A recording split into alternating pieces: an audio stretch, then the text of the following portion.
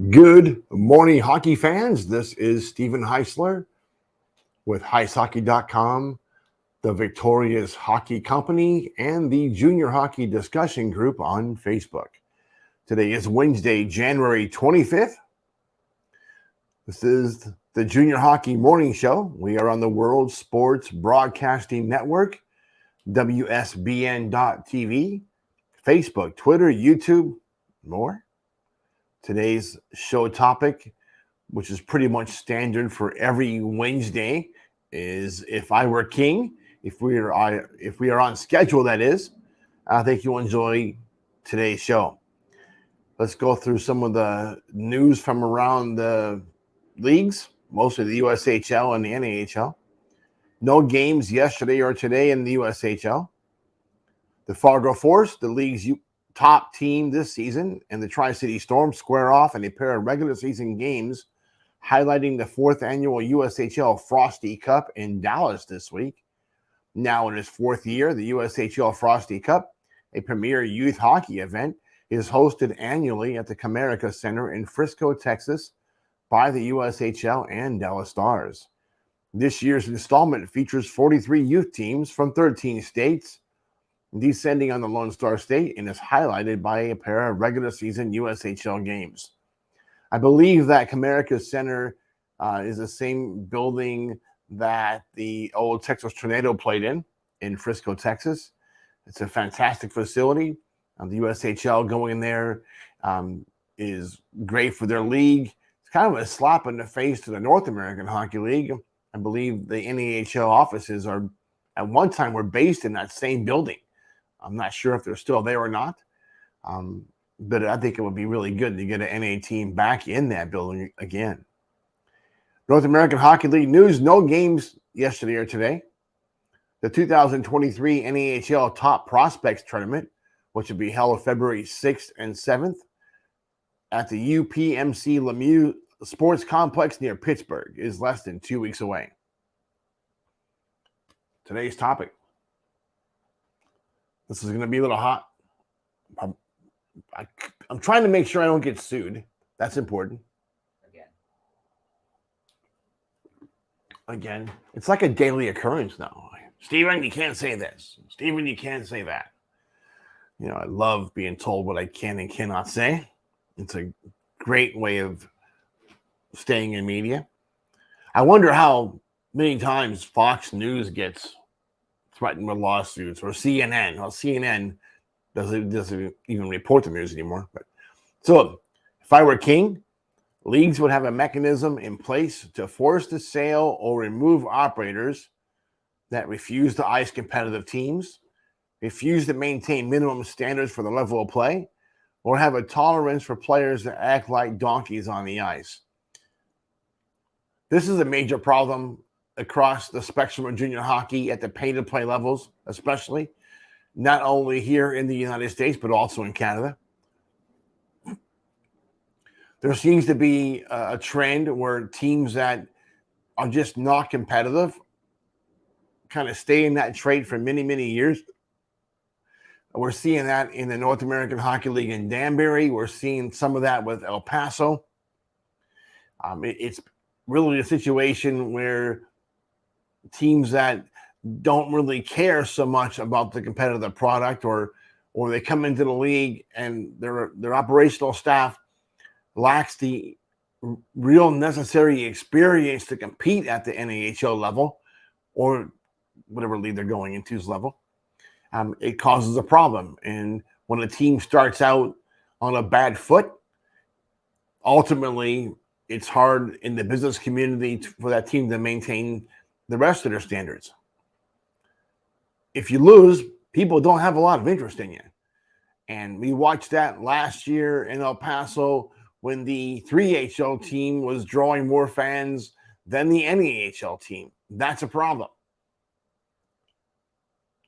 People in El Paso really love the Rock'em Sock'em hockey that Corey Herman brought to the border town there. And it might be understandable. They didn't get a lot of that with the NAHL team. So here we are. Now they have a new staff.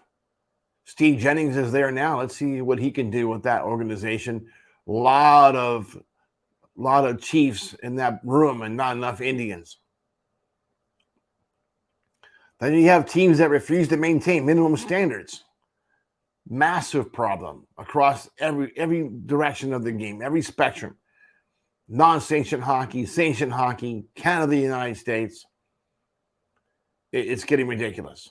Kenai River, Maine, other locations, not doing things the right way, not maintaining minimum standards set for the level of play. Then you have teams that have a high tolerance of donkeys dressed up as hockey players. We saw some of that in the New Mexico Dallas Stars or Mid-City Stars last 6 games in the 3HL. Some of the antics we saw were absolutely disgusting. There's a video in our discussion group that I think everybody that watches it knows that wasn't hockey. That was a criminal assault. Kid got suspended, but that's it. And if it was a one-time incident, maybe the kid's a donkey, team's okay. But we'll get back to the Dallas Mid-City Stars later. The real question, which of the big 3 pay-to-play leagues here in the United States is going to be the first to give prospects exactly what they are paying for? Between the North American 3 Hockey League and the 2 non-sanctioned leagues operating here in the States, there are a continuous stream of complaints from families regarding the wide gulf between what was promised during the recruiting process and the reality of their individual experiences. We are seeing this across the board. There has to be a limit on players. One of the non-sanctioned leagues had decided that teams can, at their highest level, can roster 70 players. Other teams are, they run 2 teams within the organization, and it might be 60 kids there. That's not helping your brand. If you want to help your brand, we have a good idea for you.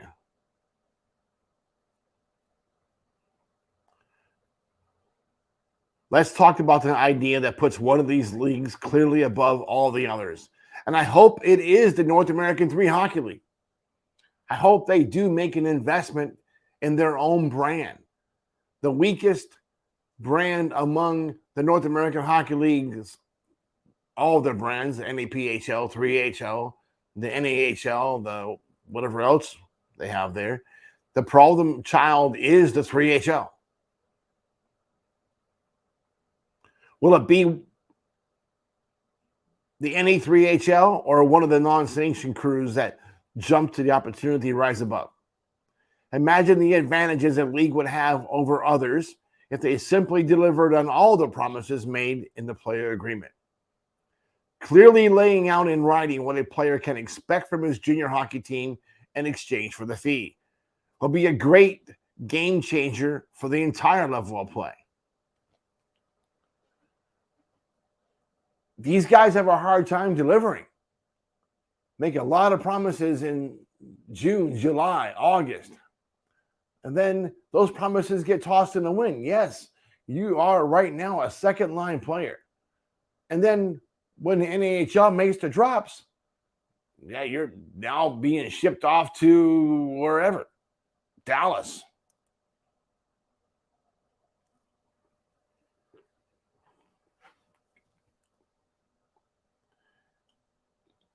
A standardized contract for every team in the league with strict penalties for failure to deliver. That penalty should include a 100% refund, would quickly put the league that jumps forward ahead of the pack. Line items that should be in every player agreement. This is what you should be getting.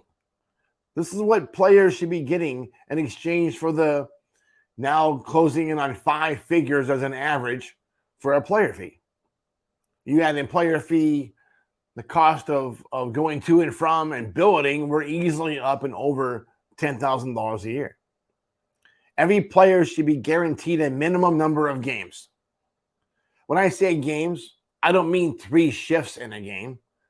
No, that's BS. A regular shift, 3 games, a minimum number of games with regular shifts. It's pay to play. Coaches, you're not going to win the Stanley Cup in the 3HL. Not happening. You guys are not at that level. These kids are paying to be there. They're your customers. Teams should have weekly team and individual video work. Listen, Instax there, Hockey TV is there. Break down film with these kids. Don't just tell them, hey, you're playing bad. Show them where they're playing bad. Show them what they should be doing. Help them make better decisions by going over it in film. Yes, it takes time, but you're getting paid a full-time wage, so give them a full-time work. There's more to this level of play than showing up for practice and then walking away. Oh, I'm at the practices, I'm at the games, that's it, I'm done. No, it takes work. You got to manage the roster. You got to help develop these players. Off-ice conditioning and physical training is every bit as important as what's happening on the ice. Film's important. Off-ice conditioning is very important. Help these kids get stronger. Make sure a system's in place. And I don't mean just, here's a gym membership, go work out at your own pace. Foolishness. Design workouts. Work as a team. Make this thing happen. There should be a minimum number of weekly practice sessions per week. 30-minute morning skate is not a practice. Get out there. Help these kids get better. Standards for pre- and post-game meals approved by a dietitian. Look at, you guys are shortchanging these kids left and right. Supposed to provide meals on the road. The hotel breakfast in the morning, is that enough to feed a really world-class, allegedly world-class athlete? And giving these kids Subway sandwiches at lunch for a pregame meal and pizza as a postgame meal? Is that really going to cut it? Charge more. Take less players. Charge more money if you have to, but give these kids what they deserve. You don't put regular gas in a Ferrari. You don't put regular gas in a Corvette. You don't put regular gas in a Camaro. Don't shortchange these kids when it comes to food. Standards for transportation and overnight accommodations.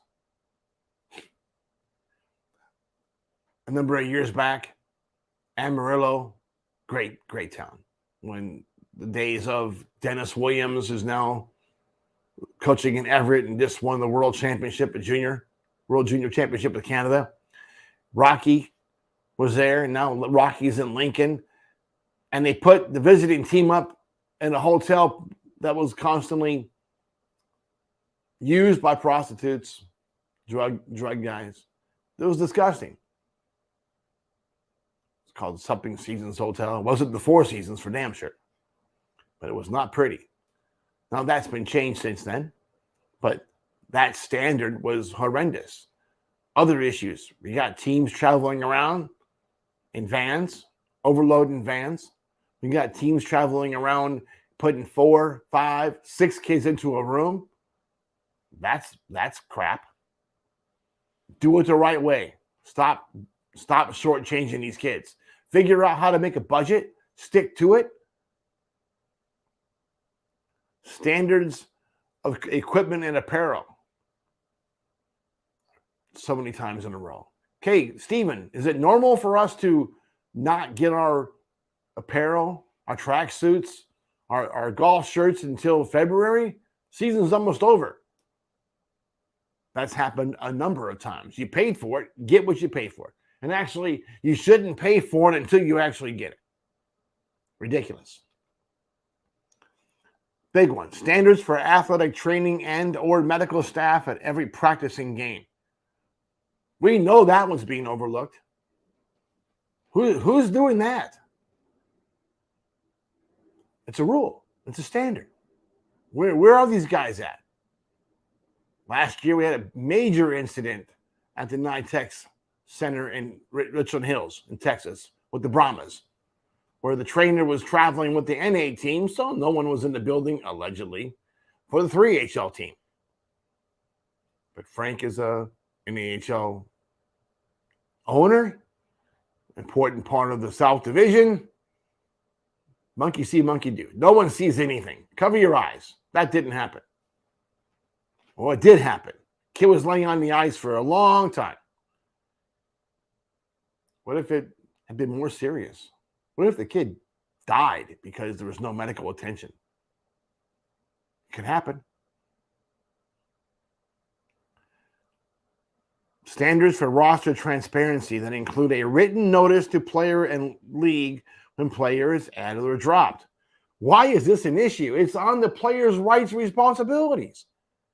It's supposed to notify the player in writing that he's been added or dropped from the roster. Period. That date should also be the date used to prorate the player fee or refund for each agreement. When you drop a kid from the roster, he doesn't owe you any more money. He's a free agent. You got to tell him. Give him his money back or settle up and be done. He's free to go anywhere he wants to go. Practice players. If you have 10 practice players on your ice that are off the roster, should be absolute free agents that are available to be contacted by anyone that might be able to utilize those services. Back to El Paso, a number of years ago, not too many years ago, when they were in the Western States Hockey League, they would stockpile a pile of players, sign all kinds of contracts, didn't have enough room on the roster.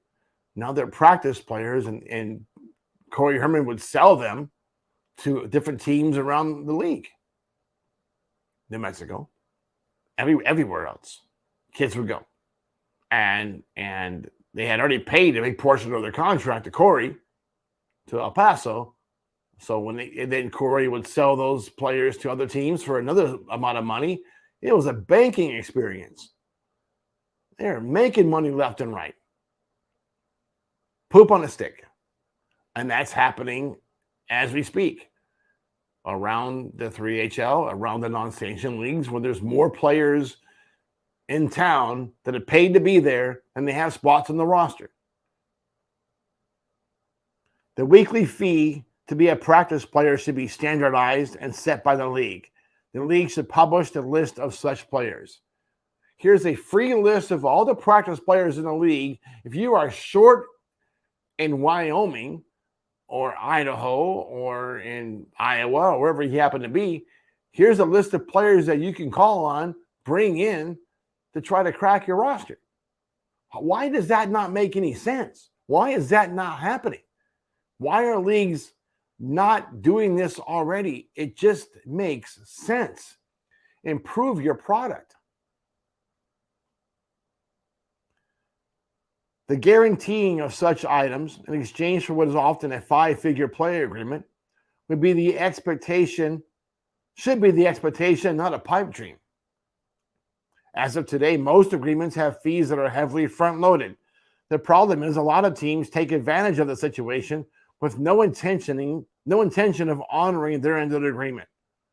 We see that way too often. How about the team that has 7 goalies during COVID? 8 goalies signed, paid. You take money from a client, that's what these pay-to players are. You take their money, you better play them. If they're good enough for you to take their money, they're good enough to play a regular rotation. You want to have 3 goalies or 4 goalies? Then split up the playing time, coach. If you take their money, they got to play. You can't sit on these kids. It's not right. For the league that steps up and guarantees playing time, that's the league that's going to come out ahead in the long run. Last year, we talked to a goalie that played in the USPHL the previous season and decided to sign with the NA3HL's Yellowstone Quake last year. There was a lot of promises from the rookie Quake coach that came along with his full tuition payment. Mistake 1. Ironically, the coach decided to trade him to the Mid-City Stars. The new team played him in one game and sat him the rest. The player had paid $7,500 to play in one game to that point in the season. When the player decided enough was enough, the Stars had more goalies in practice than they had defensemen at the time. And the kid wanted to go home. The owner told him in a text, when the kids asked about refunds, that USA Hockey couldn't tell him what to do regarding refunds. Great owner. He owns a team in the NA3HL. He's a USA Hockey sanctioned team, but he doesn't know about the rules. He doesn't know that there are standards in place for refunds. But USA Hockey can't tell him what to do. That's where we are. When it comes to enforcement of the rules by USA Hockey, there's nobody enforcing the rules. There's nobody enforcing standards. That's clearly the case this year. Kenai River charged kids, allegedly, $800 for a fitness and equipment fee. I raised the flag. I asked the league. I asked the league's board of governors chairman. It doesn't make any sense. How is this possible? How are these kids not getting refunds? How are these families not getting refunds? Instead, one player from Canada, a very talented young man, was scratched, couldn't play until he paid it or found a sponsor to cover it. That is completely outside the lines of the standards for tier 2 level of play. But that happened. Maine. I believe they charged $600 for their main camp. I'm sorry, their preseason training camp after charging for their main camp and all the other camps. That's nuts. When did this start happening? Standardize these things, people. Let's fast forward to last weekend when the same Mid-City Stars team visited New Mexico Ice Wolves in Albuquerque. And it was apparent that the coach recruited a number of his Stars players from the Dallas Zoo. Absolute gong show. The video, now one of the videos was from the previous week when the Ice Wolves visited Dallas. Kid was literally jumped. It was ridiculous. It was probably the most disgusting thing I ever seen. It was probably a felony assault, considering he had a weapon. Other players down on the ice, face down on the ice, and the donkey from Dallas wailing on him. Ridiculous.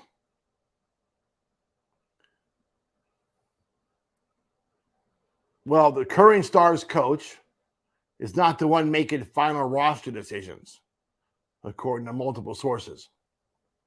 Team owner Brad Allen and his son Tristan acting as the club's general manager. Tristan. The New Orleans native claimed the hockey fame comes entirely from his 3-season stint as a blue liner for his dad's team. I'm going to say this.